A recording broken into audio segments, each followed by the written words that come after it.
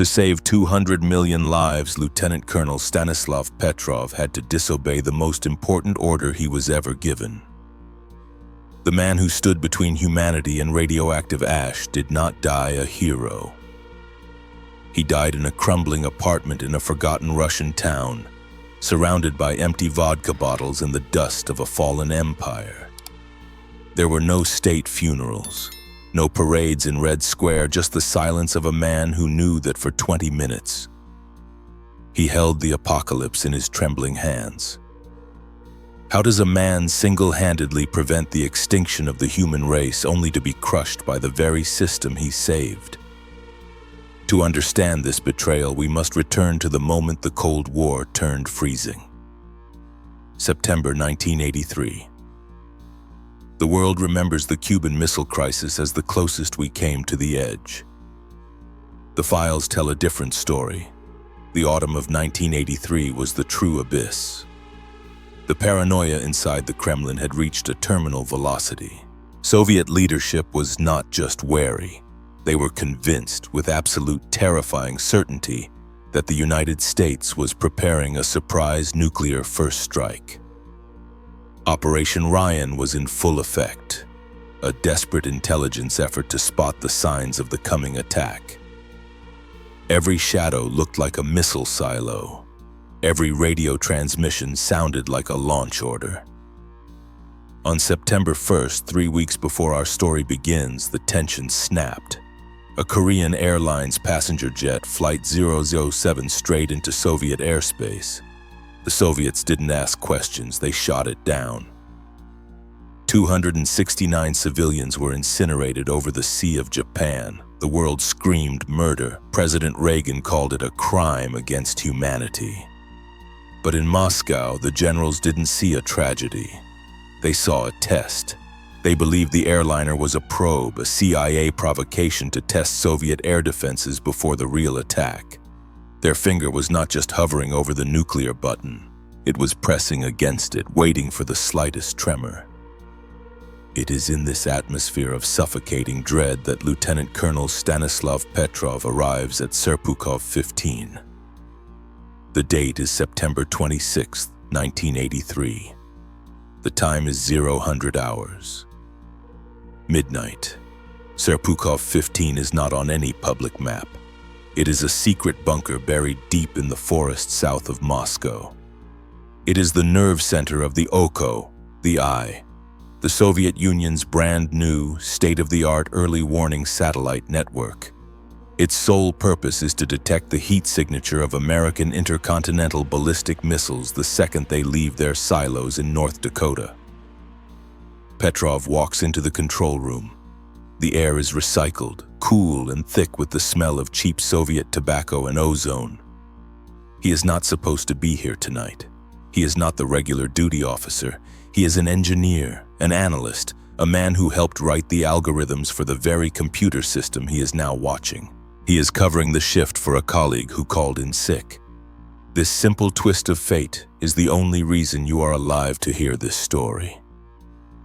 A regular soldier would have been trained only to follow orders. Petrov was trained to understand the machine. He settles into the commander's chair. Above him, the main screen, a massive red wall map of the world, is dark. The M10 mainframe computer hums its rhythmic, hypnotic song. The 30 staff members at their consoles report system normal. It is a quiet night, the kind of quiet that feels heavy like the air before a thunderstorm.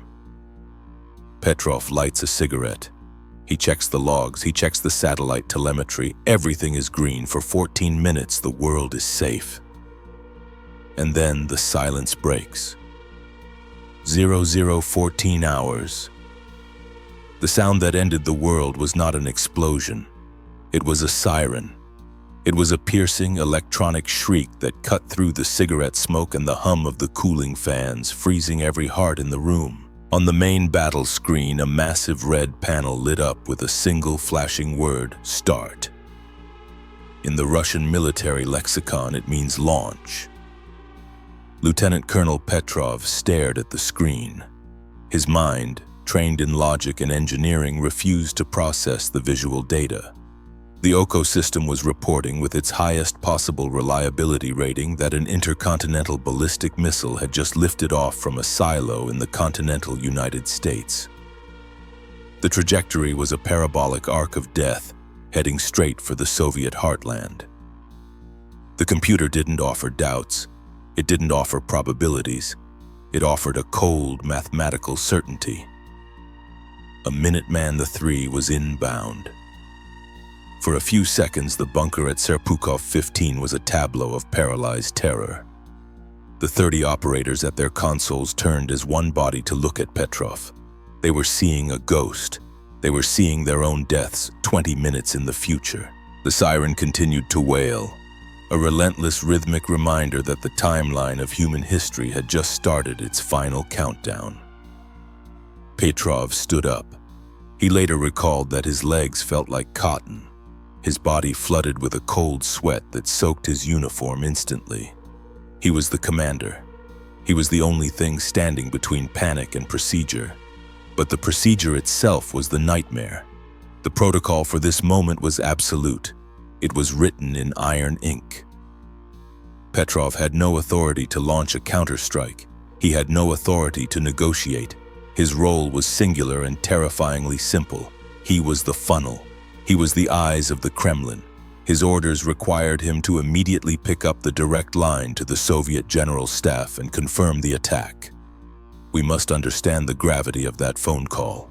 In September 1983, with the wreckage of Korean Airlines Flight 007 still floating in the sea and the Soviet leadership convinced of an imminent American invasion, Petrov's confirmation would not be treated as a suggestion. It would be treated as the trigger. The Soviet nuclear doctrine was built on launch on warning. If the General Staff believed a missile was incoming, they would not wait for it to hit. They would empty their silos before they could be destroyed. Petrov looked at the red phone. It sat heavy on his console, a piece of plastic that weighed more than the world. If he lifted the receiver and spoke the word attack, the machinery of the apocalypse would grind into gear. The silos in Siberia would open, the mobile launchers would elevate. Within minutes, thousands of megatons would be airborne. He had approximately 20 minutes before the American warhead impacted. 20 minutes to live. 20 minutes to decide if the computer was God or if it was lying. 0016 hours. Stanislav Petrov held the receiver of the red phone in a hand that was shaking uncontrollably. Every instinct drilled into him by 20 years of military service screamed at him to speak, to report, to pass the burden of the apocalypse up the chain of command to the General Staff. But Petrov was not just a soldier. He was a scientist. He was one of the few men in that bunker who knew the OCO system not as a divine oracle, but as a machine made of wires, code, and fallible human logic. And as he stared at the screen showing a single missile streaking toward the Soviet Union, a jagged shard of doubt pierced through the panic. Why only one? The question hammered in his brain. The logic of nuclear deterrence was brutal but simple. If the United States were to launch a first strike, they would not throw a single pebble. They would unleash an avalanche. They would launch hundreds of missiles simultaneously to overwhelm Soviet defenses and decapitate the leadership before a counterattack could be organized. To launch a single missile was not an act of war. It was an act of mathematical suicide. It would guarantee the destruction of the United States while leaving the Soviet arsenal barely scratched. Petrov stood in the center of the control room, the siren still wailing like a banshee. He looked at the readout. Highest reliability. The computer was screaming that this was real, but his gut, the instinct of a man who understood that machines could lie, whispered that it was impossible. He wiped the sweat from his forehead. He was gambling with time he didn't have. He decided to wait, to see. 0017 hours. The gamble collapsed.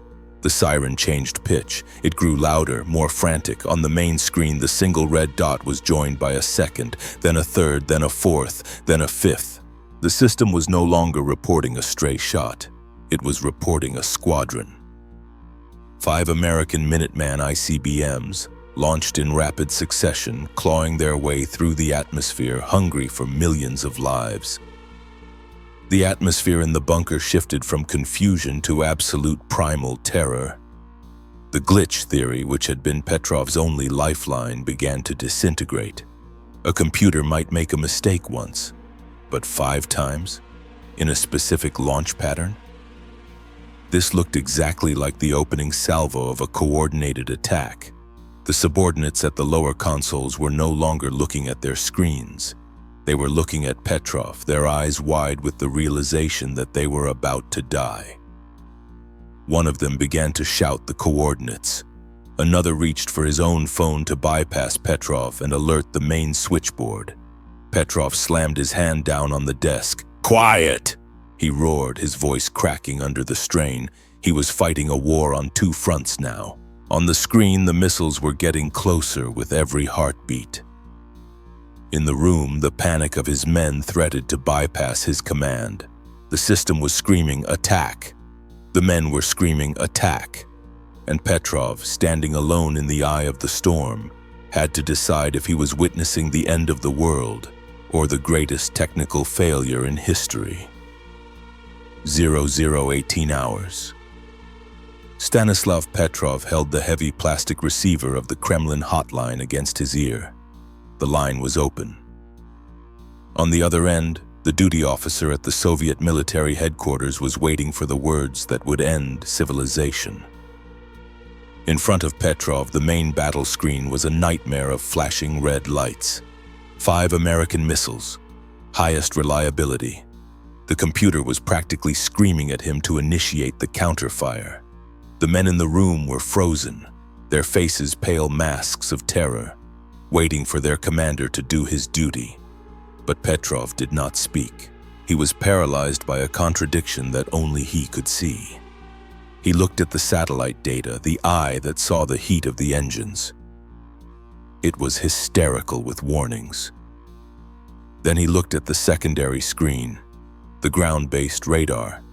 This was the second layer of Soviet defense, the ears that listened for the physical approach of warheads over the horizon.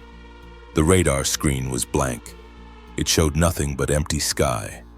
The satellite saw fire. The radar saw peace. Which machine was telling the truth?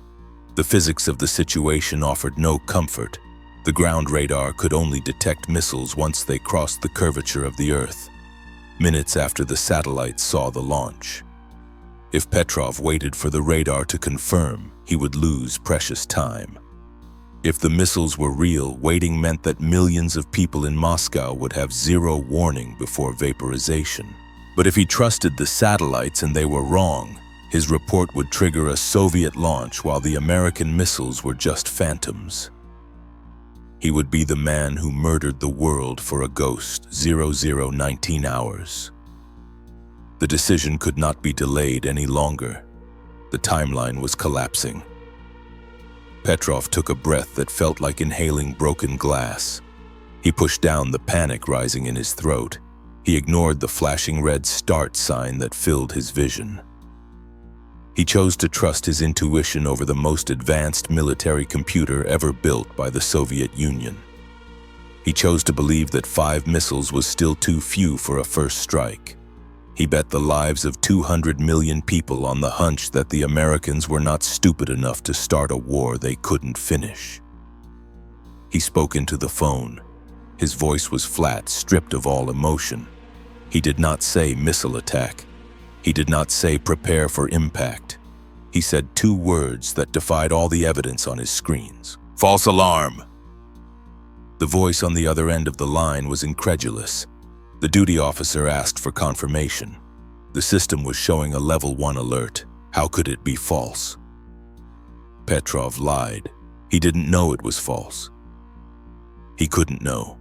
He simply stated with the authority of a man signing his own death warrant that the system was malfunctioning. He claimed the computer was interpreting a glitch as a launch. "I am canceling the alert," he said. He hung up the phone, and then he sat back in his chair to wait for the nuclear fire to prove him wrong. 0020 hours. The phone call was over. The lie had been told. Now began the longest 15 minutes in the history of the human species. Stanislav Petrov put the receiver down, but the silence in the bunker was deafening. The siren continued to wail, a mechanical scream insisting that death was approaching at Mach 20. The main screen still showed 5 nuclear warheads closing the distance to Moscow. If Petrov was wrong, he would not be fired. He would not be court-martialed. He would simply be vaporized along with his family, his friends, and everyone he had ever known. He sat in his chair, lighting another cigarette with hands that refused to steady. The smoke curled up into the recycled air, a gray haze against the flashing red lights. His staff stood at their stations, motionless statues of fear. They were watching the clock. They were counting the seconds. They knew the math as well as he did. If the launch was real, the missiles would now be crossing the pole. They would be entering the range of the ground-based radar. This was the final test. The satellite Oko looked down from space and could be fooled by heat or light. But the ground radar looked up. It bounced radio waves off physical objects. You cannot fake a solid metal warhead to a radar beam. If the missiles were real, they would appear on the secondary screens within the next 2 minutes. 0023. Petrov stared at the radar display. It was a glowing green circle sweeping rhythmically. Sweep, clear, sweep, clear. His heart hammered against his ribs like a trapped bird. Every empty sweep was a prayer answered. Every second that passed without a blip was a reprieve. The computer system, the pride of the Soviet military-industrial complex, was still insisting that the attack was happening. It was screaming that the missiles were overhead. But the radar was silent. The sky was empty. 0035. The impact time had come and gone.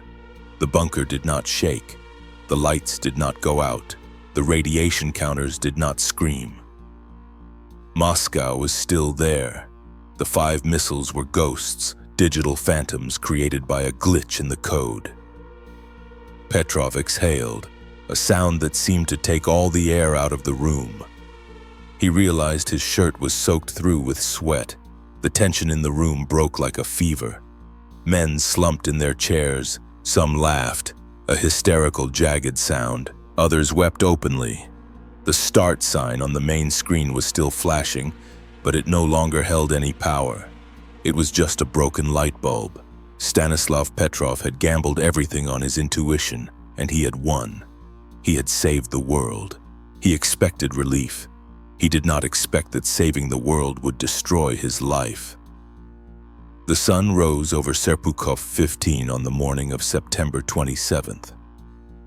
Unaware that it had almost been extinguished. The adrenaline had faded, leaving Stanislav Petrov with a hollow, shaking exhaustion. He had expected an interrogation. He had expected a debriefing. What he got was the beginning of an erasure.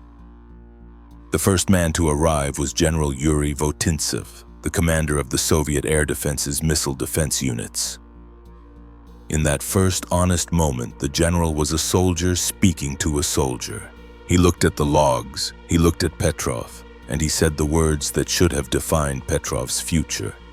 "You acted correctly." For a brief, flickering moment, it seemed that sanity would prevail. Petrov was promised a reward. There was talk of a medal. But in the Soviet Union, the truth was a flexible commodity, subservient to the needs of the state. The investigation that followed was not a search for truth. It was a search for a scapegoat. The commission of inquiry was not staffed by grateful civilians who were happy to be alive. It was staffed by the scientists and generals who had designed the Oko system. They were the men who had spent billions of rubles building the satellite network. They were the men who had assured the Kremlin that the eye was infallible. For them, Petrov's heroism was a disaster. By proving that the system was critically flawed, Petrov had not just saved the world, he had humiliated the entire Soviet military-industrial complex. If Petrov was a hero, then they were incompetent. If Petrov was right, then their machine was a piece of dangerous junk. And in the shark tank of Moscow politics, incompetence was a fatal diagnosis. The scientists found the technical cause quickly, though they loathed admitting it. It was a cosmic alignment of terrifying rarity. The satellite had been in a specific high orbit, the Molniya orbit. The sun had been just below the horizon. Its light had hit the tops of high-altitude clouds at a precise angle, reflecting into the satellite's sensors. The computer, programmed to look for the heat signature of a missile launch, had interpreted this intense, focused sunlight as the thermal bloom of an ICBM engine. The might of the Soviet Union had almost been unleashed because a computer confused a cloud with a nuclear warhead. It was a humiliating, absurd failure, and someone had to pay for the embarrassment. That someone was Stanislav Petrov. The praise from General Votintsev evaporated within days. The narrative changed. The commission couldn't punish him for not starting World War III. That would be too monstrous even for them. So they found a bureaucratic weapon. They pulled the combat logs from that night. In the chaos of the moment, while juggling phones and managing a room full of panicked subordinates, Petrov had failed to fill out the paperwork in real time. He had not written down every command as it was given. This was their hook. In October 1983, Stanislav Petrov was summoned not to an award ceremony but to a disciplinary hearing. He was not charged with saving the world, he was charged with deficiency in military documentation. They screamed at him. They berated him for his lack of discipline. They dismantled his career with the cold precision of a firing squad. There would be no medal. There would be no promotion. He was reprimanded, relieved of his duties at the bunker, and shunted into a meaningless desk job. The system could not admit it was broken, so it broke the man who fixed it. The erasure of Stanislav Petrov was slow, silent, and absolute. After the reprimand, he was not fired immediately. That would have drawn too much attention. Instead, he was subjected to the death of 1,000 cuts. He was passed over for promotions that were rightfully his. He was excluded from meetings. He was treated like a pariah, a man who had shamed the system by being smarter than it. Within a year, the pressure became too much. Petrov suffered a nervous breakdown. The weight of the world he had saved finally crushed him. He was forced into early retirement, discharged from the army with a pittance of a pension and a broken spirit. The incident at Serpukhov 15 was classified top secret. For more than a decade, Petrov lived in a tiny, crumbling apartment in the town of Friazino, watching the empire he served collapse into ruin while the world remained blissfully ignorant of the fact that it was living on borrowed time. He lived in poverty. The man who had held the fate of civilization in his hands struggled to afford potatoes and bread. His wife, the love of his life, died of cancer while he watched, helpless to save her just as he had been helpless to save his career. He became a ghost in his own country. Neighbors saw a grumpy old man in a stained shirt drinking cheap vodka to dull the memories. They didn't see the savior of humanity. It wasn't until the late 1990s, when General Votintsev published his memoirs, that the truth leaked out. Suddenly, the West discovered him. He was given awards at the United Nations. He was called the man who saved the world. But from his own government, from the Kremlin he had protected, silence. No state pension, no hero's medal, just the cold shoulder of a nation that preferred to forget its mistakes, even if forgetting meant dishonoring its greatest hero. Stanislav Petrov died on May 19, 2017. He died alone in his cluttered apartment. There was no breaking news alert on Russian television. There was no moment of silence in the Duma. The news of his death took 4 months to even reach the international press.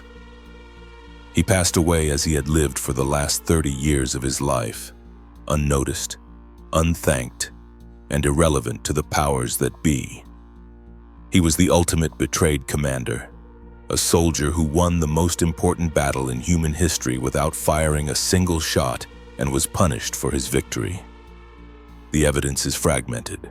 Some details remain disputed, but the core facts are documented in military archives, witness testimonies, and declassified files. And now, when the story is told, the silence feels especially heavy. Before my eyes, I still see that image of him in his final years. An old man in a dirty kitchen holding a glass of vodka, staring at a wall that held no medals. That is exactly why I cannot simply close this file and forget. Because forgetting is the final betrayal we can commit toward those who chose humanity over orders. Stanislav Petrov saved us all, and in return we let him die in the dark. If you listen to the end, it means this matters to you too. Just let me know you're here, that I'm not telling this into the void.